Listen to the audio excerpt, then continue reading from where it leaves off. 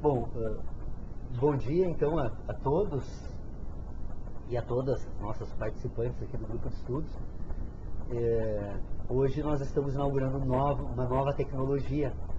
Até a semana passada, a nossa transmissão da reunião online, então, na internet do grupo, era feita através de um notebook, porque nós ainda não havíamos conseguido fazer com que o material do vídeo da câmera fosse transmitido diretamente para a internet. Hoje, então, estamos com uma tecnologia melhor para as pessoas que nos veem à distância, e também uma tecnologia melhor no som, na medida que também conseguimos colocar em funcionamento um sistema de microfones ambientais aqui. Só a internet me parece que está lenta hoje. Nós fizemos uns testes aqui, não sei se não está travando, mas independentemente de qualquer coisa, no final da reunião, esse material que está sendo gravado, filmado pela Ana, vai para a página e as pessoas que não puderam assistir aí conseguem receber esse material com mais qualidade. Eu acho que é um passo importante, sim, para o nosso propósito, e o próximo passo agora com essa tecnologia, então, é permitindo que as pessoas que estão nos assistindo também possam interagir, falando, né? Mandando imagens para nós aqui, provavelmente com um telão, a gente possa administrar isso. Então, conversar à distância. Então, é uma teleconferência, uma tecnologia que já está bem desenvolvida, né? E, então, para darmos início à nossa reunião, eu espero que hoje a gente consiga realmente compartilhar um pouco mais, né, as nossas discussões, mas eu pediria permissão só para retomar um tema da reunião passada, porque durante essa semana toda, eu retomei a reflexão sobre esse tema e eu acredito que talvez consiga expor essa ideia com um pouco mais de clareza, que diz respeito à inteligência de sentidos, né? Nós estávamos na seguinte situação, me parece que, havendo já um certo consenso entre todos nós na última reunião, de que nós precisamos, toda vez que falarmos do homem, nós temos que falar então do homem que sente, do homem que pensa e do homem que age. É necessário sabermos exatamente quando estamos tratando de um ou de outro homem. Então, na reunião passada, eu voltei a expor o meu sistema de ideias a respeito do sistema heptanimal de inteligência, né? Que funcionaria, então, segundo um sistema de relacionamentos que se dariam no plano orgânico do homem, é o homem que sente, né? Então, esse sistema ele funcionaria basicamente organizado da seguinte forma: o homem que sente, ele é coordenado por duas instruções fundamentais da vida. As instruções são para que sobreviva a qualquer custo e se reproduza permanentemente. A reprodução aqui é no sentido orgânico, celular, ou seja, nós estamos permanentemente nos reproduzindo. As nossas células se reproduzem. E no momento que cessar esse processo de reprodução, o homem morre. Então ele precisa sobreviver e reproduzir-se permanentemente para sobreviver. Então, esses dois sentidos, nós poderíamos dizer que são sentidos endógenos do homem. São constitutivos do seu sistema orgânico, então, que permite a existência da vida. A gente percebe racionalmente esses dois sentidos, essas duas instruções, pelas ideias que nós conseguimos, então, racionalizar de dor e prazer. Depois nós temos um homem, além desse sistema endógeno, então, desse homem de sentidos, tem um sistema exógeno, que agora é o homem que ordena sensações no espaço. O homem, ele consegue pensar sobre o mundo da natureza, sobre os fenômenos, porque este mundo se apresenta na sua inteligência como sensações. Mas, na verdade, são relações puramente orgânicas. Um parênteses em relação a isso. Quando eu falo das relações desse sistema endógeno, que nós racionalizamos pelas ideias de dor e prazer, este sistema exógeno nós racionalizamos também pelas sensações. Nós conseguimos identificar sensações. Então, são 4 sensações orgânicas que o homem tem com o mundo da natureza, que se dão pelo fato, olfato, gosto e audição. Somente esses 4, que permitem que o homem se relacione, então, organicamente com a natureza. E essa inteligência exógena, então, ela ordena essas sensações do espaço. E ordena de que forma? Com o auxílio de uma outra competência humana, que eu imagino que não, nós teríamos que dar uma classificação separada, que é para a visão. A visão não tem sentido algum para o homem. A visão, ela funciona como um sistema ordenador lógico. Toda vez que eu recebo uma informação pela visão, a visão me permite ordenar essas informações no espaço. Vocês percebam, quando a visão, diferentemente do tato, gosto, olfato e audição, que são orgânicos, em que há uma relação orgânica da natureza entre o homem e o fenômeno da natureza, a visão ela se dá através de um processo de natureza lógica. Porque a visão permite ordenar no espaço através de um sistema que o homem utiliza, que é a decodificação de diferentes comprimentos de ondas luminosas através da retina. Então a retina, a partir dessas informações que chegam sob forma de onda, de luz, a retina decifra e ordena num sistema de inteligência, então, no espaço. Então a visão, ela serve como um sistema constitutivo do desenvolvimento da capacidade do ser humano de imaginar. A capacidade de imaginação nasce, ou pelo menos está fundamentada basicamente na capacidade que o homem tem, então, de ordenar sensações do espaço com o auxílio da visão. Então nós temos agora colocando a visão então nesse meio, fazendo essa separação e trazendo para as categorias que nós aprendemos a utilizar como sempre. Então o homem tem 5 sentidos exógenos e 2 sentidos endógenos. Esses 5 sentidos endógenos, 4 se relacionam organicamente com os 2 que também são de natureza orgânica. Esses 4 e esses 2, com o auxílio da visão, são ordenados no espaço. Eu ordeno os 4 sentidos no espaço e esses sentidos então se relacionam. Esses 4 sentidos orgânicos se relacionam de forma natural com os 2 endógenos. O homem não precisa pensar sobre isso. Pouco importa o que ele vê e pouco importa o que ele pensa a respeito das relações dos 4 sentidos orgânicos exógenos com os 2 endógenos. Então é um sistema natural de inteligência, um sistema de sentidos, orgânico, funcional. Sem esse sistema não haveria vida.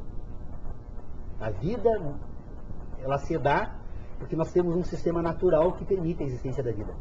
Como esses processos ocorrem, talvez jamais consigamos descobrir. Talvez o homem jamais consiga, porque como nós pensamos ordenando sensações, é bem provável que existam fenômenos que estejam completamente inacessíveis às nossas sensações. E que, portanto, não seriam possíveis de serem ordenados. Porque só ordenamos sensações quando tratamos do mundo da natureza. Então é provável que a gente jamais consiga responder, mas que, como eles ocorrem, é possível entender.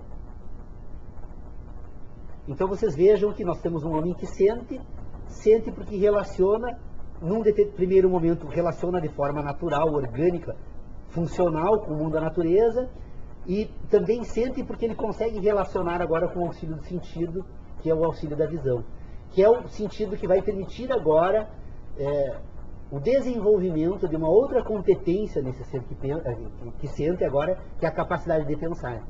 A capacidade de pensar do ser humano nasce na medida em que ele percebe que consegue relacionar, que consegue ordenar sensações no espaço e que essas sensações que ele ordena no espaço, elas se apresentam dentro de um certo sistema que se repetem sistematicamente, constantemente. Então, eu não sei se vocês perceberam que da explicação, pelo menos que eu tentei dar na última reunião para a de hoje, pelo menos tem esse ganho com relação a uma explicitação um pouco melhor como funcionaria nesse sistema, né, o papel da visão. A visão, ela tem então, ela na verdade não seria um sentido orgânico. Na verdade, a visão, ela se apresenta como um sentido lógico, de natureza lógica, porque vocês imaginem, isso é uma questão fundamental também, que precisa ser compreendida. Quando nós falamos de ciência, nós precisamos explicitar o que nós temos por ciência. A ciência ela tem basicamente dois momentos muito importantes que precisam ser separados para que ela possa ser compreendida. A ciência tem uma estrutura formal e a ciência tem um objeto material. Ou poderia dizer que a ciência tem um objeto formal e um objeto material. O que seria o objeto formal da ciência? São as relações de todos os fenômenos entre si. Nós, seres humanos que pensamos e que aprendemos a pensar, nós percebemos que certos fenômenos estão relacionados. Eles estão relacionados na natureza. No primeiro momento, nós percebemos isso de uma certa forma confusa. Mas na medida que nós desenvolvemos a capacidade de pensar e que nós conseguimos perceber que certos fenômenos se repetem e tendem a repetir-se, né, pelo menos para a capacidade de imaginar do homem, diríamos que se repetem eternamente, então o homem percebe que há uma estrutura formal daquilo que nós denominamos então de natureza, de fenômeno ou de mundo natural. Então as relações entre todos os fenômenos fazem parte da estrutura formal da ciência e que serve de referência para todas as pessoas que forem refletir a respeito da ciência. E o objeto material da ciência agora é a relação do fenômeno com a sensação humana. Por isso que toda vez que nós falamos sobre qualquer fato, a pessoa diz, mas me explica, como a gente percebe isso? Na verdade, ele está tentando buscar as relações entre as sensações e o fenômeno. Ele dói, então o fenômeno dói, né? Ou diz o seguinte, né? O fenômeno se manifesta porque ele pode ser percebido pelo aumento da dimensão, né?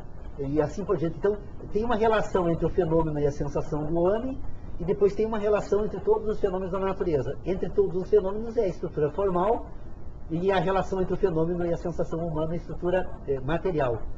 Então, quando nós passamos a construir o sistema de inteligência, que nós denominamos então de capacidade racional do ser humano, na verdade nós desenvolvemos uma habilidade de fazer essas relações. Quando nós conseguimos perceber, então, e que nós, das experiências que nós recebemos, pela nossa inteligência de sentidos, nós guardamos uma memória dessas experiências, e essa memória é orgânica, ela fica armazenada no ser humano, enquanto um dado orgânico. Quando o homem percebe que essas informações estão armazenadas, estão guardadas, ele pode recuperar da memória, ele busca agora da sua memória as relações construídas naquilo que ele chama de experiência, e ele projeta agora para esse mundo da natureza as expectativas dessas relações, que são aquelas que ele espera. A ciência, então, seria um sistema de expectativas. Poderíamos, depois, desenvolvendo melhor aquela ideia sobre os juízos humanos, nós poderíamos chamar de um sistema de crenças, né? Tudo aquilo que nós chamamos de ciência, na verdade, são crenças que nós construímos a partir das relações que nós passamos a desenvolver dos fenômenos que se repetem no plano da natureza. Mas a visão, nesse sistema todo, tem uma função puramente lógica. Ela serve para ordenar. Provavelmente, em um universo em que todas as pessoas nascessem cegas, não teria sido possível desenvolver o sistema de inteligência que nós desenvolvemos hoje. Porque, na verdade, é a visão que permite o homem ordenar o espaço. Se o homem tiver, é a visão que permite construir um sistema de inteligência racional que permite agora imaginar o espaço. Se o homem não tivesse essa capacidade, ele continuaria se relacionando com o mundo da natureza, mas sem o desenvolvimento da capacidade racional. A capacidade racional nasce desta aptidão. Porque na medida em que as relações são puramente orgânicas, né, a própria inteligência de sentido por si se basta. Ela não precisa de nenhum outro mecanismo para coordenar a ação. E aí a ação é natural. Ela passa a ser conduzida por esse sistema de inteligência funcional que coordena a ação do homem. A inteligência racional, que é construída com auxílio, entre outras, então, aptidões da visão, ela é uma inteligência que ordena relações no espaço e que depois organiza a ação do homem. A visão, ela tem a função de organizar ações. É a que permite que o homem interaja de forma racional com o mundo da natureza. Na medida em que põe em ordem essas relações espaciais, e permite então pensar sobre o espaço. E na medida que o homem passa a pensar sobre o espaço, ele agora passa a pensar também sobre as relações no espaço. E na medida em que o homem passa sobre as relações no espaço, ele desenvolve então a capacidade racional, que com um exercício, embora um pouco difícil de ser feito no primeiro momento por qualquer um de nós, é possível a qualquer um de nós pensarmos sobre o espaço e sobre as relações, retirando agora desse espaço todos os objetos que fazem parte das nossas sensações. Na verdade, como nós ordenamos sensações no espaço, nós sempre que pensamos no espaço, nós pensamos as nossas sensações. E não o espaço. Porque o espaço não tem sensações. É destituído de objetos, inclusive. Porque ele serve de cenário de ordenação das nossas sensações. Se eu tenho o espaço como um cenário de ordenação, o espaço em si mesmo não tem sensação alguma. É uma realidade objetiva. Assim como é os raciocínios matemáticos. Quando eu raciocino matematicamente, eu posso introduzir objetos para me auxiliar no desenvolvimento do raciocínio matemático. Mas o raciocínio matemático em si não tem objetos. Tanto que eu posso retirar os objetos e mesmo assim eu continuo com a capacidade de raciocínio matemático. No espaço as coisas se operam da mesma forma. Por isso que todas as pessoas, quando elas encontram dificuldade de aprender algo, a primeira coisa que ela pede é deixa eu ver. Por quê? Porque é com a visão, com o auxílio da visão, que o homem aprende a ordenar sensações no espaço. Paulo, me desculpe se falei demais, eu me entusiasmo quando falo sobre esse assunto, porque cada vez fica mais claro. Para mim, pelo menos, não tenho dúvidas com relação a essas... Doutor Paulo, justamente nessa altura eu tenho uma espécie de pressa por razões óbvias. Né? Qual o critério de falseamento de submeter essas proposições que o senhor faz com muita veemência e com um aspecto muito claro de suporte na realidade? No entanto, qual é o instrumental? O bisturi, Sim. para ser um pouco grosseiro, embora o bisturi não seja nada grosseiro, né? Mas extremamente importante. Epistemicamente, né? Já é bem conhecido que é um critério rigoroso de submeter a crítica, agora sim, até destrutiva, né? Para depois juntar os componentes e ver se remontamos o todo, né? Imaginando isso. Porque até agora a introdução de mais dois sentidos é um avanço, é uma sonda, né, que o senhor propõe e com muita promessa de fecundidade. Né? Porque até na própria experiência das ciências ditas exatas, né? Hoje temos sondas chegando, trabalhando em Marte. Né? Dizem, doutor Pedro Vaz. Dizem. O homem não foi à Lua. Mas esses instrumentos... Eu não acredito. Eu não acredito que vamos chegar na Lua. Pois. Agora amanhã já canto. Eu vi uma história grotesca, mas que diz muito. Mostra a evolução da construção, da engenharia humana, né? Que na nossa região não teria, ou existia muita pensão que existe. Um cidadão muito modesto, muito simples, mas com uma observação aguda a respeito de certas coisas para responder cabalmente. Então, ele não tinha deixado de... Então, e dava os porquês. E perguntaram a ele, seu fulano, diz, o homem chegou à Lua. Está aí, tem transmitido imagens da televisão. O senhor acredita que tem andado e chegado à Lua, lá na Lua? ele falou, refletiu, e parece que postulou mesmo um raciocínio muito curioso. Bem humano, disse, depois que inventaram a máquina de debulhar milho, eu não duvido de caiu o ceticismo todo, né, em razão desse homem que Esse homem que debulha. E aqui estamos debulhando o quê? Os ingredientes que nos levam ao racional, à construção de algo, dali poder extrair novos avanços e ir para além da Lua. Se é que não estamos ainda divagando no mundo da Lua sem sermos lunares. Essas proposições, Mas interessante, professor, nós estamos aqui, por favor, vamos contar. 3, 5, 8, 9, 10, 11, 12. O número é o de descabalístico, do 3, do mais o 4 e do 5, que são os 3 únicos organismos na ordem natural crescente que podem formar uma triangulação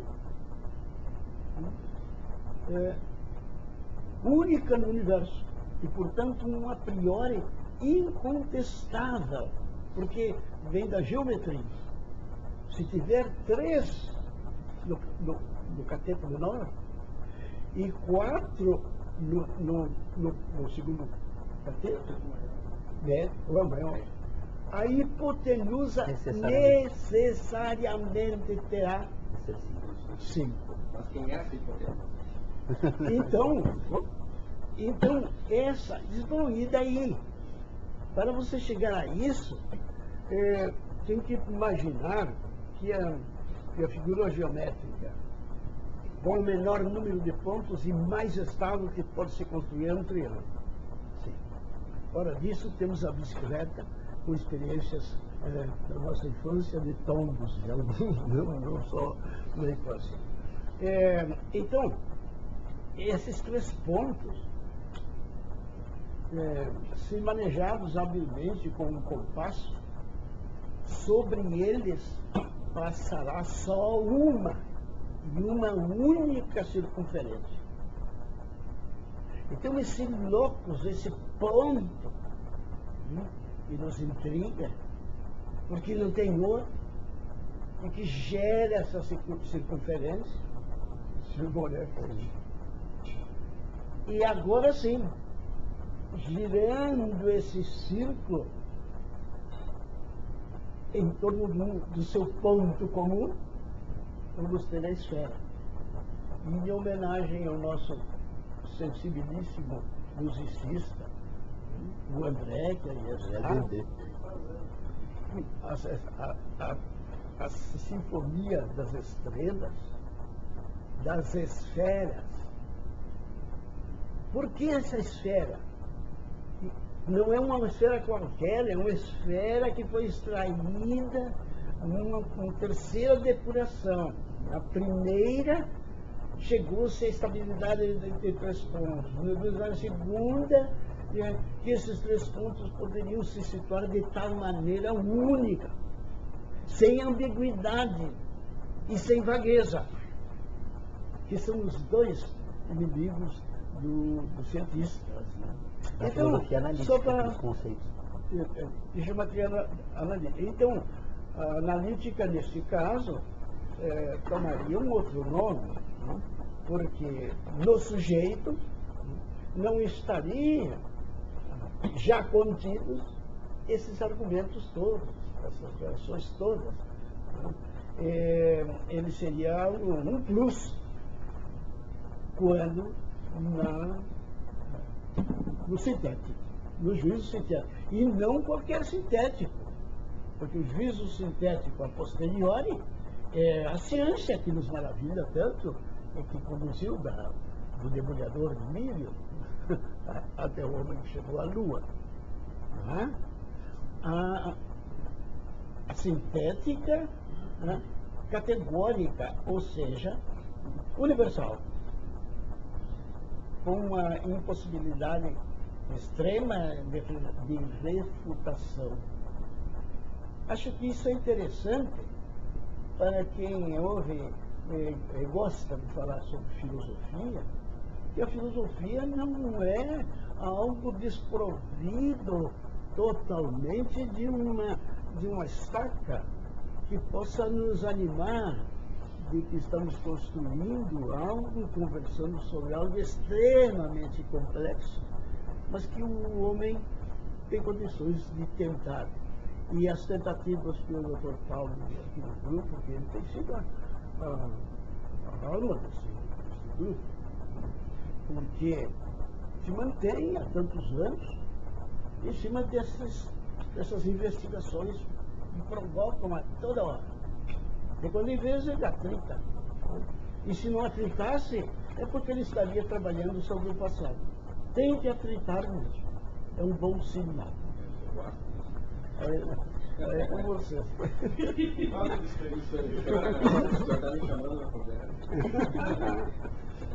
É que na verdade o Leonardo assim, ó, eu essa semana lendo, na verdade eu nunca li, eu passei os olhos várias vezes em algumas passagens, mas eu acho muito importante que ele prolegômenos a toda a metafísica futura que vem a se apresentar como ciência, de Kant, e ali eu acabei me dando por conta, eu já havia percebido, mas não com tanta clareza quanto percebi nesse livro, sobre o método empregado por Kant para o desenvolvimento do sistema dele, que na verdade está fundamentado na filosofia analítica, mas a filosofia analítica ela tem por fundamento um sistema de conceitos. É a filosofia analítica dos conceitos. Então eu construo todo um sistema filosófico a partir de um sistema de conceitos, né, de deduções de conceitos. E o que eles fazem aqui? Na verdade, o que a filosofia faz é abandonar o mundo da natureza, o mundo do homem que sente. Quando a filosofia percebe que o homem que sente estava fora de controle da racionalidade, pelo menos para a filosofia da época, né, eles abandonam esse homem que sente para tentar, então, investigar de que forma esse homem pensa. E aí então, essa filosofia se volta para o quê? Se volta para um sistema todo ele construído a partir de um sistema de conceitos. E o problema é que o que eu estou propondo aqui desde o início é o contrário. É que a tarefa fundamental que nós temos que cumprir aqui é tentar entender como funciona o sistema de relacionamentos que permite o homem pensar. Eu não quero ainda saber qual é o conteúdo do pensamento humano. Porque o conteúdo do pensamento humano é o resultado daquilo que somos hoje. É resultado do processo civilizatório. Nós somos civilizados porque desenvolvemos um sistema racional. E nos submetemos a esse sistema. Aquilo que nós chamamos de civilização, então, é um sistema de ideias que governa o homem. Então, a minha tarefa, que tem sido desde o primeiro momento, e é o esforço que eu faço, enquanto indivíduo, que tento então agora expor a todos nós aqui, através de um sistema de ideias, que precisa fazer uso da linguagem, que aí, por sua vez, tem toda essa ambiguidade e vagueza, né, que tratamos então agora com um sistema que se propõe a representar sentidos, porque, na verdade, de que forma nos comunicamos aqui? Nos comunicamos aqui porque eu faço uso da linguagem. Qual é o propósito da linguagem? O propósito da linguagem é a utilização agora de um sistema fonético que tem o propósito de se comunicar com um sistema de ideias e com um sistema de sentidos do homem. Porque nós só conseguimos pensar porque sentimos. Então nós pensamos o quê? Quando nós pensamos sobre uma natureza, nós ordenamos sensações de espaço. Então, o que nós fazemos? Nós sentimos, ordenamos o espaço, e essa ordenação do espaço agora, fazendo uso de um sistema de ideias, se propõe a representar esta ordenação do espaço, que são as nossas sensações. Então eu tenho um sistema de ideias que ordenam sensações. E a linguagem tem a função agora de intervir, fazendo uma ponte, então, entre as sensações e as ideias. Só que a linguagem em si também ela se apresenta enquanto um sistema de sensações. Porque nós poderíamos trazer um russo aqui, ele faria uso de uma linguagem que seria percebido pelo sistema sensorial nosso e, no entanto, não seria entendido, porque não conseguiríamos fazer relações entre as ideias e os sentidos.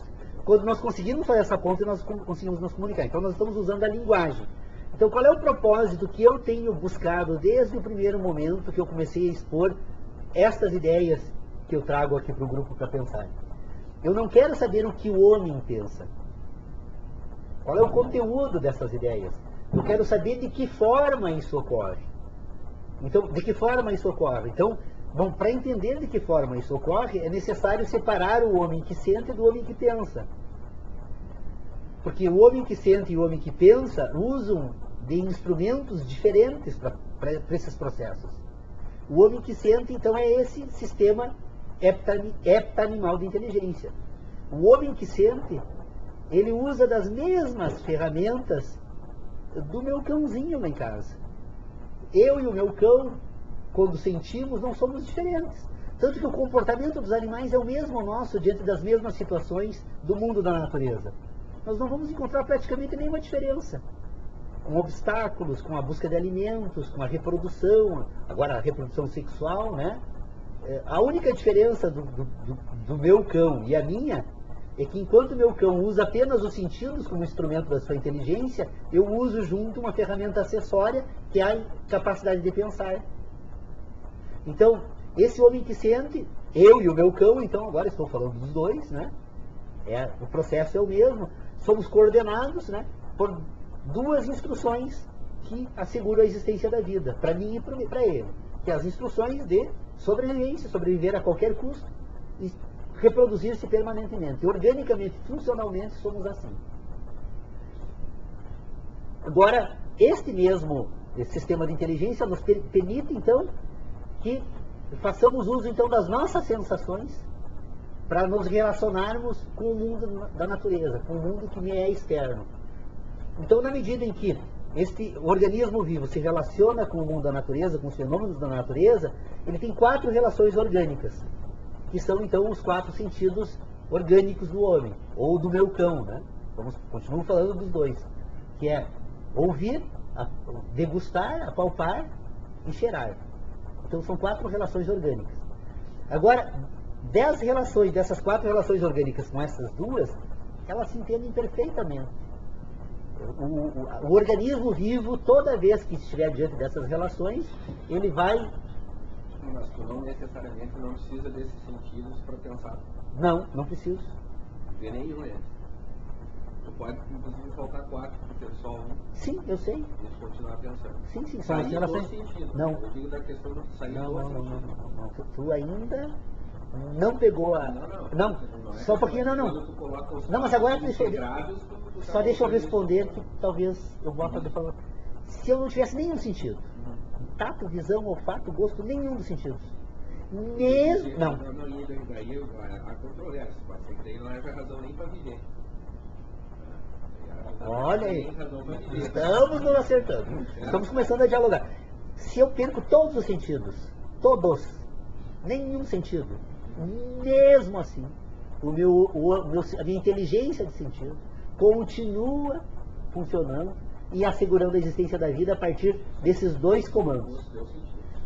O problema é que o sentido, o gosto, a visão, o tato, o olfato e a audição, eles são percebidos racionalmente.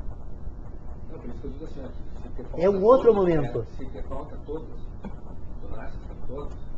Mesmo assim eu vivo.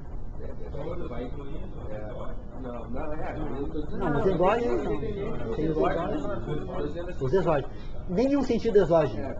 A pessoa em estado de coma, por exemplo. Não, mas ela não vive a partir dela, ela vive a partir do terceiro que vai.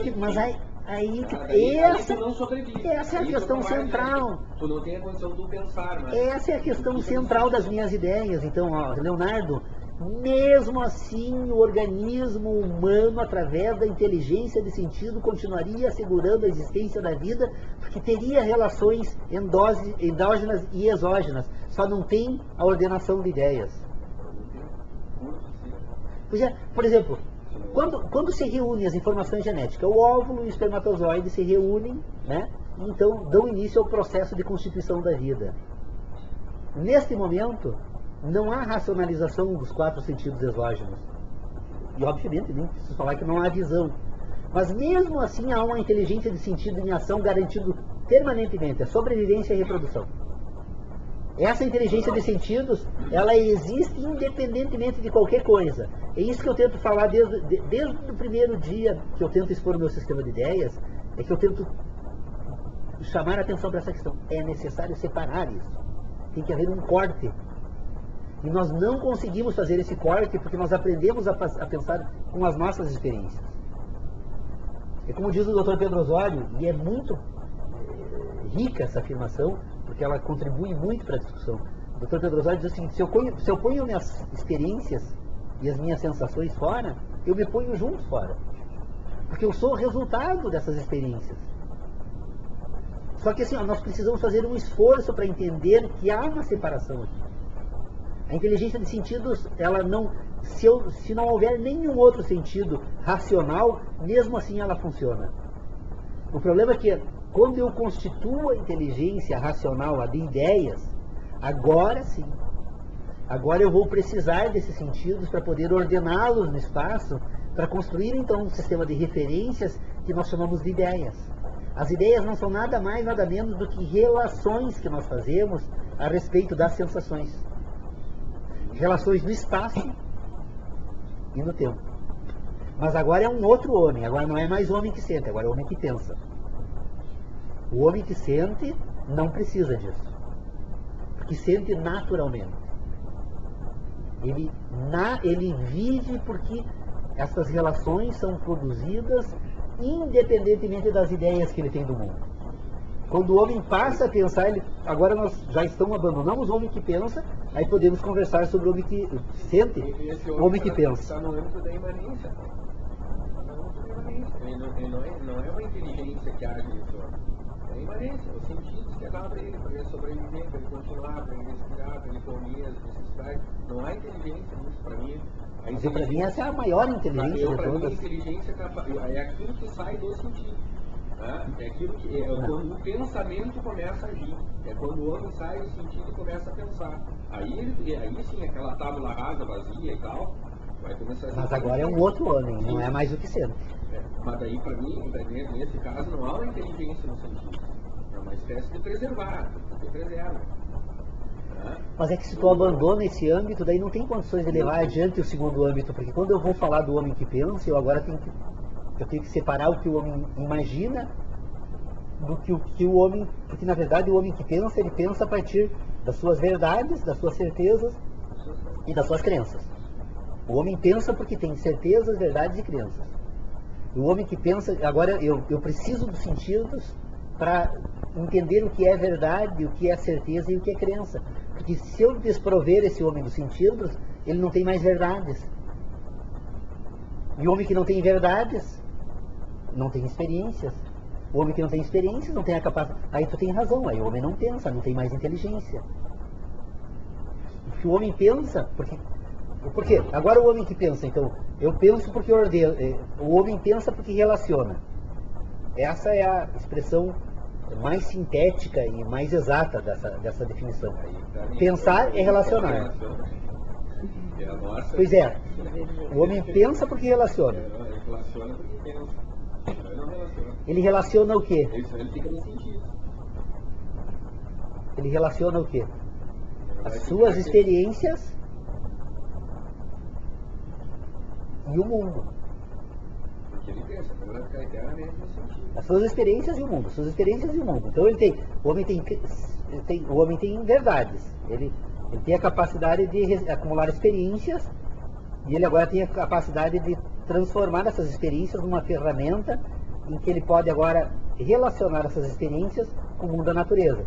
Na medida que as suas verdades, que são as suas experiências, se encontram com novos acontecimentos no plano da natureza, o homem aprende que há uma regularidade, que há uma estrutura formal no mundo da natureza, que há uma ciência. Então o homem que descobre a ciência, ele passa a constituir agora a sua ciência. Todos nós temos as nossas ciências, não temos? O homem lá do fundo do campo, Ele constrói uma ciência para poder sobreviver naquele ambiente. Então é o que? É a estrutura formal da sua inteligência. Essa estrutura formal da inteligência humana, que são as relações que esse homem faz, então, naquele universo em que ele vive. Na medida em que ele constitui um sistema de relacionamentos daquele universo em que ele vive, ele constitui um sistema de crenças. Que crença e ciência são as mesmas coisas. Quando eu falo de ciência e falo de crença, eu não estou falando de nada diferente, porque a ciência é a crença do cientista. Tanto que o cientista frequentemente precisa reformular a sua ciência quando descobre fatos novos que não eram levados em consideração na ciência que ele tinha. Precisamos nem muito longe. O universo gira em torno da Terra. Isso é verdade. Foi? Em que momento, assim, que o cachorro ele não está em casa? Isso é uma ciência para ele? E os fatos que a gente... São as suas experiências. É que o cachorro também guarda experiências como nós também guardamos. Na inteligência de sentidos. A ciência dele aprendendo tudo, uma coisa é diferente. Eu não acho que ele aprende. É que na verdade assim, ó, eu precisaria entrar um pouco, eu poderia me aventurar um pouco na área da psicologia aqui para tentar explicar isso. Estímulo-resposta, né? A cobra não tem essa capacidade de entender que a partir de um determinado momento, nós estamos falando de um cachorro para gente pegar e começar a estudar. Mas é a diferença da regularidade, como ele comentou, a regularidade das experiências. É que nós temos uma inteligência de sentidos e uma inteligência moral. Porque assim, ó, A inteligência de sentidos é a mesma no homem e no cão. porque se ele aprender, não Então entrar. ele desenvolve uma ciência também. Sim, não é uma ciência. Não, porque assim, ó, se ele aprender a não entrar em casa, ele não vai entrar em nenhuma casa. E isso não é verdade. Pode não entrar a tua, porque tu ensinou ele a não entrar na tua. Mas ele vai entrar no vizinho que fica ali. Mas também uma regularidade assim, né? Mas aí é estímulo-resposta, pra dizer que não há inteligência nessa. É que há uma inteligência de sentidos e há uma inteligência moral. A inteligência de sentidos, ela funciona da mesma forma no homem e no cão. As experiências permitem que ambos, né, aprendam a se relacionar com o mundo da natureza, com o mundo em que vive. Porque sem a capacidade de guardar experiências, tanto o homem quanto o cão morreriam. E mais, essa inteligência de sentidos, ela é legada para as gerações futuras. O cão, quando ele se reproduz, os seus filhotes já nascem com o conjunto das experiências que ele acumulou na sua existência enquanto cão. Tanto que determinados animais produzem ninhos, sem nunca ter feito curso algum, não foram no Senac. No entanto, lá fazem casas maravilhosas, né? Tem um João de Barro lá. Sim, chama nesse sentido. Mas é a inteligência de sentidos que é legada. Mas é que daí é da natureza dele, né? Pois é, mas é uma inteligência de sentidos. Mas se ele aprende, O que é senão uma inteligência? Se ele vai passar para os filhos as experiências dele, como tu diz, então, 99% dos cachorros do mundo, o dono não quer que entre em casa. Então, todos os filhotes nasceriam sabendo que não é preciso entrar em casa. Eu acredito que isso possa ser Sim, mas possível. claro, estamos no sentido. Não vai acontecer. É possível. São de 1 milhão de anos que os cães aprenderiam isso, mas vão aprender. Eu sou imortal. Seria genético. Por exemplo, eu acho que eu entendo morrer. Os cachorros que são acolhidos de casa são tratados tão bem que lá nos outros. Não, eu estou dizendo assim, que tem certas coisas que é da natureza, é da própria natureza. Agora, as tuas experiências, tu não vai passar as experiências geneticamente por DNA para teus filhos. Claro que passam. As ideias não. Não, daí Mas da inteligência de sentido, sim. Sim, daí Com eu tô certeza. dizendo. Então os cachorrinhos novos dessa menina não podem mais entrar dentro de casa. Não, Tem que ensinar ele isso a não. tocar eles dentro de casa. Leonardo, Leonardo, isso não acontece da noite para o dia. O processo evolutivo, né, nada garante que leva isso não vai milhões, acontecer. ou pelo menos aquilo que nós aprendemos até agora nos deu conta que é necessário milhões de anos, né? Graças a Deus teve um filósofo escocês, bêbado lá, chamado David Hume, que lançou um livro, ó, nada garante. Sim. Nada garante. Eu estava dizendo pra ele, eu acho que eu sou imortal. E vocês vão dizer, todo mundo morre. Garante que eu vou morrer? Não pode garantir que eu vou morrer. Pois é que na verdade o mundo das ideias, o mundo da natureza. Possibilidades no campo da garante que eu vou morrer? Eu não garanto. O problema todo é assim, ó, é que nós precisaríamos, quem sabe, deixar isso mais ou menos pré-agendado para o nosso próximo encontro e retomarmos essa questão da inteligência moral. Porque a questão da inteligência moral ela é fundamental para ser colocada, para ordenar essa inteligência dos sentidos, porque eu ainda tenho certeza, a mais absoluta certeza, olha agora, quem fala em certeza. Então eu acredito, né, vou usar o termo correto, acredito com veemência, então é uma crença muito forte de que eu ainda não consegui explicar o ponto de partida das minhas ideias. Move a coisa. E tentando explicar, o outro tentando. Pois é, não. Explicar tá resolvido, né? Explicar o que Deus não sabe ninguém fazer o que É verdade. Mas assim, mais tu não te explica. E se nós entendermos, melhor ainda. Então vamos ter que partir para outra coisa, vamos fazer outra coisa. Ah, tá, isso aí já deu, vamos passar para a próxima. Porque, na verdade, a inteligência de sentidos, essa é a razão pela qual eu insisto muito nessa experiência guaranítica. A inteligência de sentidos é natural, é orgânica, funcional. Ela independe das ideias, independe daquilo que eu penso. Então, essa inteligência de sentidos, na verdade, ela faz parte daquilo que a psicologia já descobriu e que deu o nome de inconsciente. O inconsciente, na verdade, é o acúmulo das experiências que constituem a inteligência de sentidos do homem. Por que os psicólogos se esforçam tanto para descobrir a existência de traumas? É porque num determinado momento do desenvolvimento do ser humano, algo ocorreu que está perfeitamente guardado na inteligência de sentidos, que a inteligência moral, a inteligência de ideias não consegue resolver.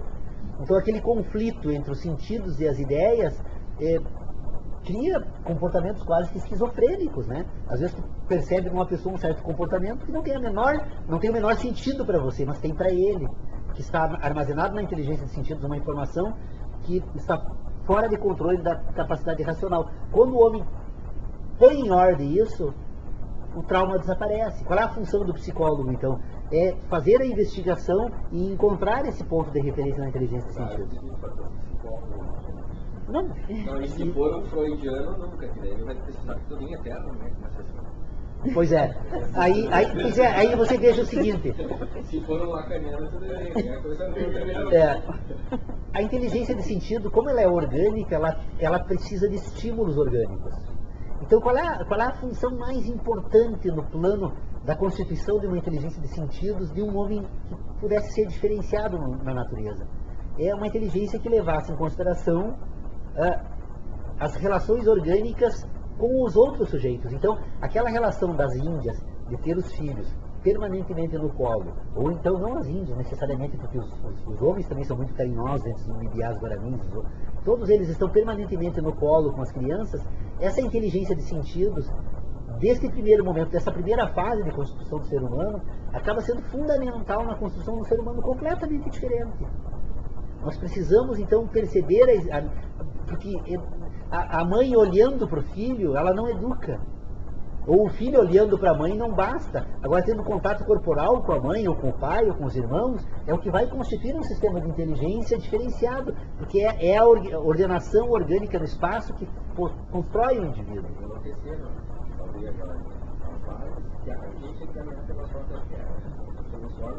É essa educação que nós E hoje, infelizmente, a tendência, né, do mundo contemporâneo que nós vivemos é afastar imediatamente a criança da mãe. Por quê? Porque, na verdade, toda a educação que nós damos não é para educar a inteligência de sentido, mas para constituir a inteligência moral. Eu não vejo assim, hoje a criação ela está bem guaranítica ainda, a civilização moderna, o tempo inteiro na volta do filho, na volta do Que bom, né? Deixa respirar, deixa, sabe, ele dominando o ambiente, ele virando a vizinha do mundo.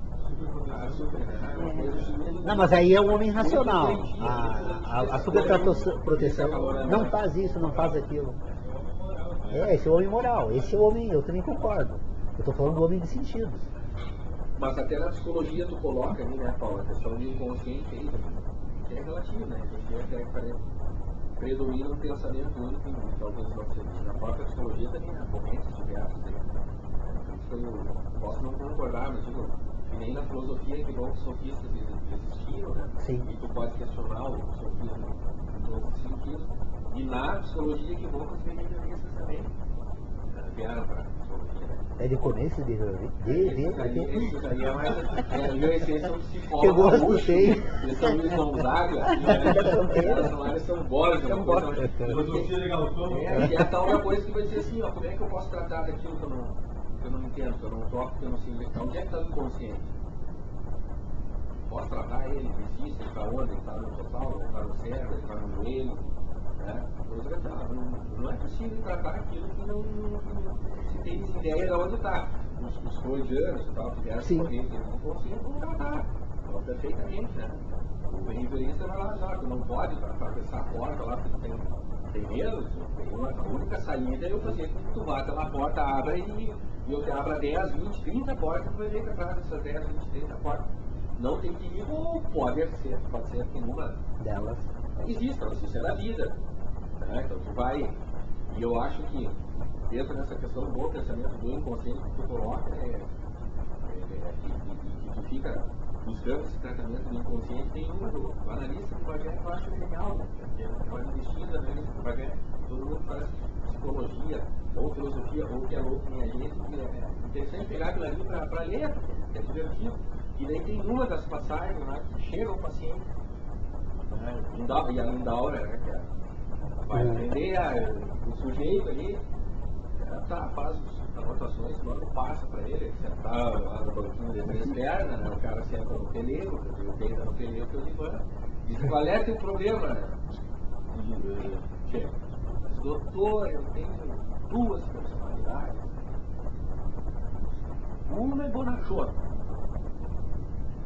tá tudo com os amigos, tem dinheiro, torra tudo, faz, acontece, uma aula não era pra quê, mas tira a roupa do corpo. E a outra, quando baixa, tudo controlado, é pão dura, pronto. E na hora, traz um voto. Traz aqui que ele vai pagar o ano inteiro, porque chegou a bondosa aqui para me atender, né? Chegou a qualidade. Ele brinca com essas coisas, de inconsciente e tal, que eu acho que é interessante. Ele chega outro paciente, só para encerrar aí, para quem tem essa coisa inconsciente, chega outro paciente que diz que ele tem um problema angustiante, não sei o que, mas qual é o teu problema, tio? Não, eu quero resolver os problemas do mundo. E isso me angustia. Eu estou aqui para ele, quero resolver os problemas do mundo, quero. Então só um pouquinho que eu vou dar umas 2, 3 ligações que eu vou resolver todos os problemas do mundo. O cara olha para ele e diz: mas isso não é possível, ele está vendo, animal? Você dá conta? É um processo que a gente tem do pensar, como é que a gente constrói e tal. Se fosse fácil, né? Não é. Mas, Leonardo, assim, ó, deixa eu só levantar uma questão. Essa semana eu recebi um texto de um professor que eu tenho grande admiração, que se chama Atahualpa Fernandes. Ele é professor no Mediterrâneo, aqui nas Ilhas Baleares, tem uma instituição que estuda inteligência e direito. E ele mandou um texto que eu li que se chamava O Sentimento de Justiça e o Cérebro, né? A Justiça e o Cérebro. O que eles fazem lá, o que ele pesquisa, pelo menos, gravita em torno dessas pesquisas, dos estudos que ele faz.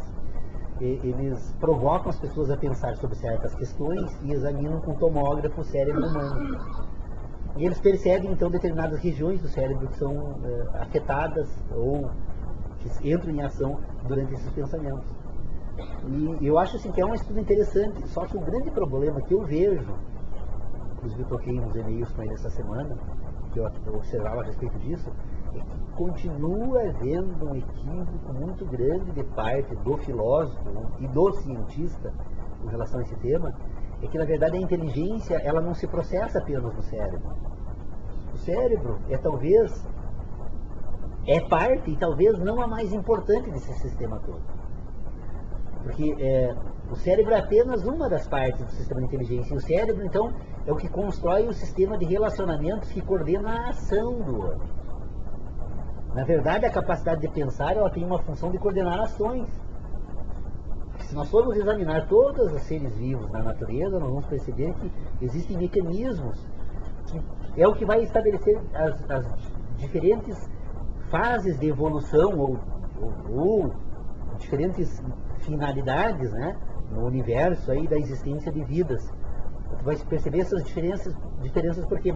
Porque na verdade o homem, neste sistema que constitui então referências para coordenar a ação, o homem está no topo da escala. Por isso que ele está no topo da inteligência do ponto de vista animal.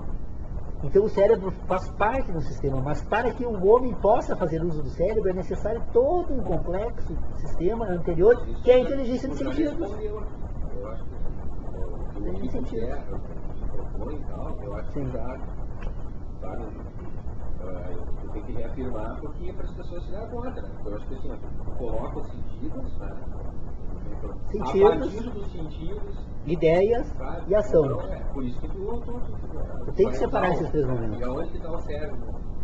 No sentido, então é preciso passar, em princípio, por esse processo para... A inteligência de sentidos, a de ideias não existe sem sentidos. Tanto que a filosofia clássica já diz isso, Kant tem inicia todo o nosso conhecimento tem origem na experiência. Referendando, é preciso o cérebro é uma parte ínfima de todo o processo, né? Que vai fazer com... Pois é, mas eles querem entender todo o sistema examinando só o cérebro, é como nós. Isso é um paradoxo. Isso sim é o verdadeiro paradoxo que nós temos que aceitar como tal, porque é o paradoxo fundante, inclusive, do nosso sistema. Se nós reconhecemos a existência do universo, nós poderíamos dizer que o universo é um fenômeno que se processa no espaço. Basta examinar a astronomia da época de Cristo e a de hoje para perceber que, embora imaginemos que as coisas se repetem infinitamente, na verdade é um processo complexo. Os planetas estão permanentemente mudando de lugar e jamais voltam a ser o que eram antes. Então nós temos um universo, nós somos uma parte desse processo. E talvez uma quase que insignificante parte desse processo todo chamado universo. Agora nós temos a pretensão de como parte abarcar o todo. Porque se nós quisermos explicar o todo, a parte teria que ser maior que o todo. É impossível isso. Então eu tenho que admitir o seguinte: em primeiro lugar, eu não tenho por propósito, nem é meu objetivo, explicar o que é o universo. Eu apenas reconheço que sou parte dele. Se eu sou parte de um universo, e se esse universo é um fenômeno que se propaga no espaço, o que se processa no espaço, eu, enquanto indivíduo, sou apenas parte desse fenômeno no espaço. Eu não sou nada mais, nada menos do que combinações de fenômenos no espaço. Eu, para ser o que sou, foi necessário reunir uma série de elementos que se juntaram e constituíram aquilo que sou. Qual foi a causa inicial disso? E qual a consequência final de tudo isso? É impossível, jamais vou conseguir responder. Porque sou parte, e a parte não pode falar do todo, apenas da própria parte. Então qual é a missão que eu tenho? Explicar a parte que me cabe, aquela que sou. E eu não posso, e mesmo assim eu não preciso tentar explicar todo esse processo. Eu preciso saber como as relações ocorrem nesse ambiente que eu estou presente. E se essas relações ocorrem nesse ambiente que eu estou presente, eu então preciso agora entender os relacionamentos que estão ao meu alcance. Bom, se eu relaciono porque sinto, então eu agora preciso entender de que forma eu sinto e quais são os fenômenos desse universo que me afetam. Ou de que forma eu afeto esse universo todo. Porque é possível que existam fenômenos que estejam fora da minha inteligência que nos vinculem todo o universo ao mesmo tempo. E que aquilo que eu esteja fazendo aqui agora esteja afetando todo o universo, e todo o universo também esteja me afetando, e fazendo isso em todos nós. Então é isso. Eu acho assim, o nosso propósito tem que ser de pôr em ordem as nossas ideias. Como diz o Rapa, então, para encerrar a minha participação hoje, as nossas ideias não correspondem aos fatos.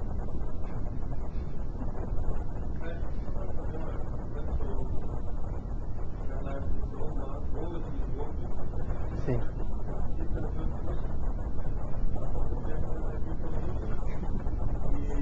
Eu lembrei de uma frase. Inclusive em Porto Alegre. Pois é, isso que eu estava tentando justificar. Muito bom. Eu lembrei do acompanho. Então vamos fazer só, André, só fazer um aspas, uma parte, vamos pedir para o Paulo não tentar explicar o que é.